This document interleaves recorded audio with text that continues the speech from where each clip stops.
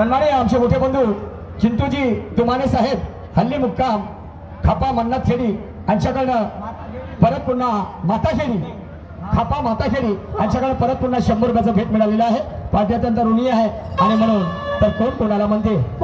बंधूनो याही पाठीमागे काहीतरी आधार आहे आणि शायरी अर्थानिशी होत असते. समजले की नाही? तर भीष्म पितामहाला महाभारतामध्ये कोणीच मारू शकत नाही, पण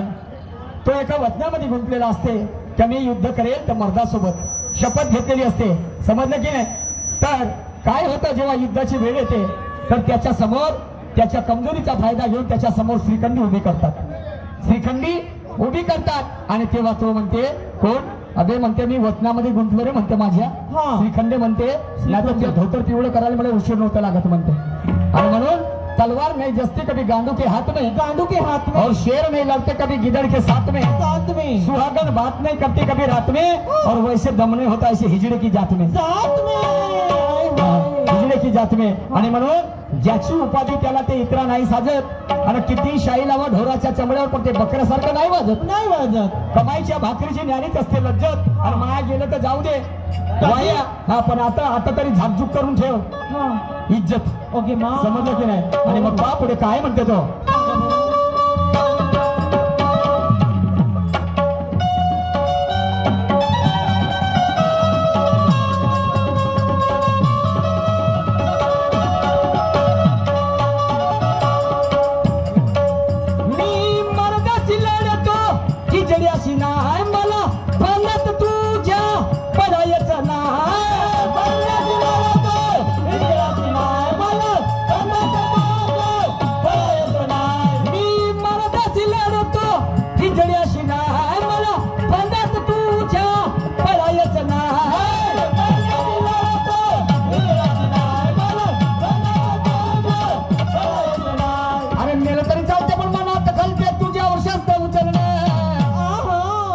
म्हणते माझा भीष्म पितामह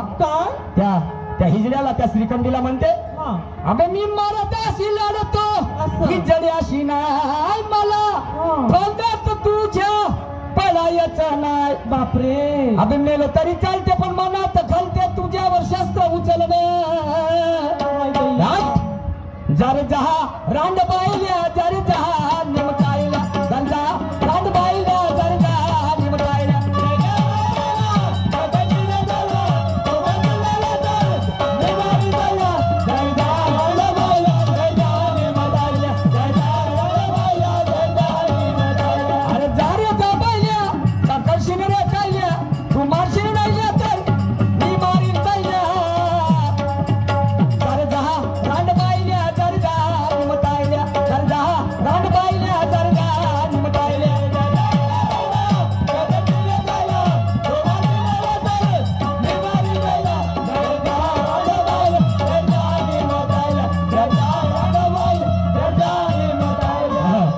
म्हणते आहे मी जमेपर्यंत मर्यादेले पाळतो आणि आला कोणी पाहुणा तर त्याला पाहुणचारे वाढतो असं आणि एवढं सारं करून त्याने का नखरे केलं हा तर त्याच्या मांगरून टाकतो तो सामोरून काढतो.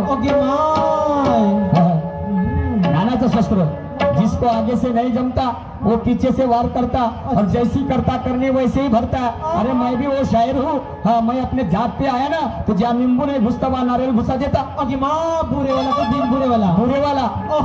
समजलं का नाही? खाब लागली पाहिजे त्याच्यासाठी. आणि मग पहा पुढे तो भीष्म पितामह काय म्हणते आहे.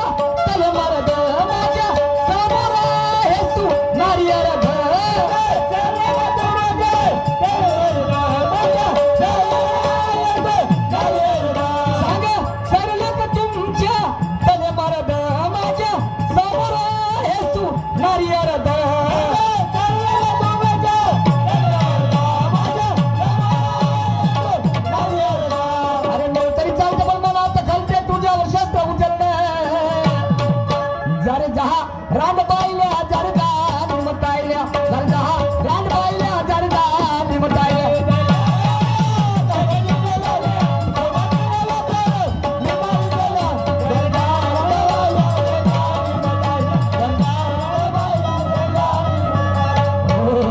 आणि म्हणून अरे मुझसे मोहब्बत का इजहार करती काश कोई लड़की मुझे प्यार करती काश कोई लड़की मुझे प्यार करती मुझसे मोहब्बत का इजहार करती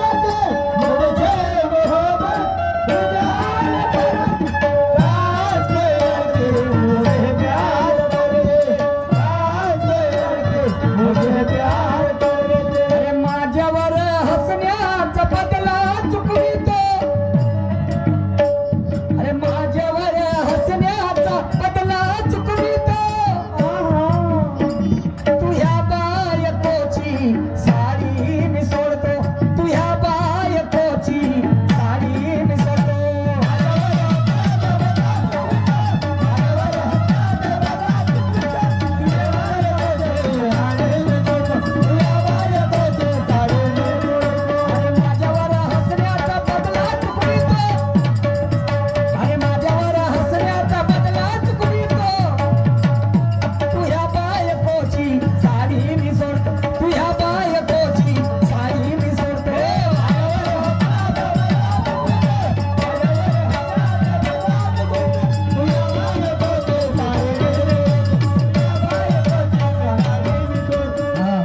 कोण कोणाला म्हणते सांगतो तुम्हाला समजलं की महाभारतातलं उदाहरण आहे तर दुर्योधन हा एका मीटिंग मधून येत असते बांधवानं अच्छा आणि तेव्हा धोतर घालण्याची पद्धत असते त्याला पंजा म्हणतात तर ज्या ठिकाणी पाणी असते त्या ठिकाणाहून तो धोतर उचलत नाही आणि एका भिंतीला जाऊन ठसते तर द्रौपदी माडीवर बसलेली असते अच्छा अच्छा द्रौपदी माडीवर बसलेली असते आणि ते माडीवरून खद खद खी दापकळ घालते आणि मग त्या म्हणजे हे भोकण्याचे पोरं भोकण्याला शोधतात अगे माय हा सुधाकर भाऊजी निमजे संजू भाऊ निमजे धापेवाले यांच्याकडे 21 रुपये आलेल्या या विचारधारेवर पाठी आभारी आहे तर ते द्रौपदी हसते खी दापकळ घालते म्हणते आमचा बापही भोकणा आणि भोकण्याचे पोरं भोकण्यासारखे शोधतात म्हणते वा वा वा वा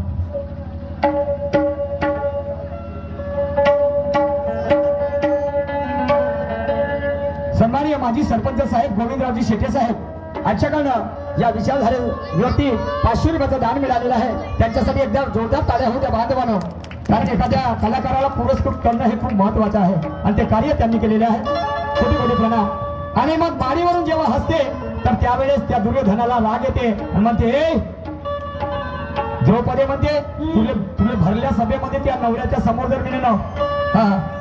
नंगी जर नाही केली म्हणते तुझं वस्त्रहरण जर नाही केलं म्हणते तर मी धूस राष्ट्राची औलाद नाही म्हणते आणि मग दुःशासनाच्या हाताला 64 फाशामध्ये 5 पांडव बसलेले असतात आणि त्यांच्या समोर त्याचं वस्त्रहरण होते हा माझ्या गाण्याचा आधार आहे हो शाहीर साहेब नाही तर मग कसं झालं म्हणाल ऐका पुढे काय म्हणतो तो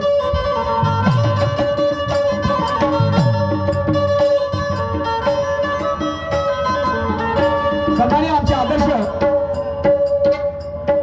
मटन शॉप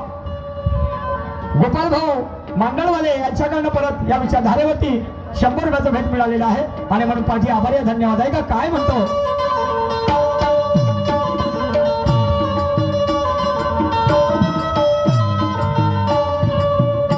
तुम्हा मर्द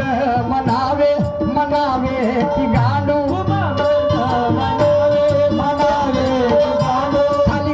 खाली मान घालून बसल्या कसे पंडुराचे पांडू